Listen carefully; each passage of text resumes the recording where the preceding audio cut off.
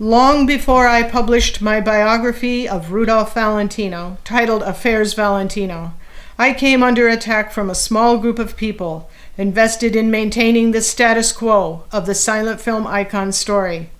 They accused me of writing fiction, and for this reason I included extensive citations to my sources in the first edition of Affairs Valentino.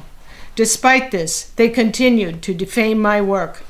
In a continuing effort to defend my documentation, I share more of my source materials in a newly released companion guide and a second edition of Affairs Valentino.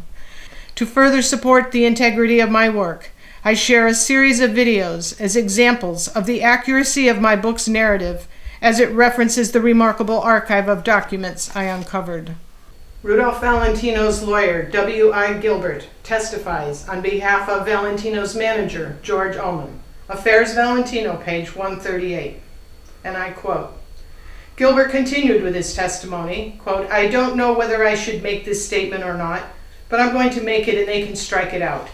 It has been generally known that the death of a star practically destroyed the value of any existing pictures.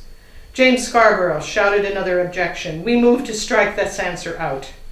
George's attorney, Leonard Wilson, interrupted Scarborough to address the judge. Your Honor, we think Mr. Gilbert ought to be allowed to finish his statement. The judge asked Gilbert if his statement would have a conclusion. Yes, Your Honor, Gilbert testified.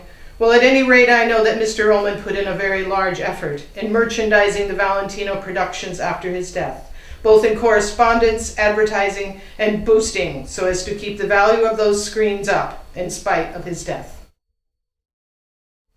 This passage is taken from the direct examination of W.I. Gilbert by Alberto Valentino's attorney, James Scarborough. It is referenced in the companion guide on page 267, line 531, and I quote, Well, I observed this of Mr. Ullman. I don't know whether or not I should make this statement. I am going to make it, and they can strike it out.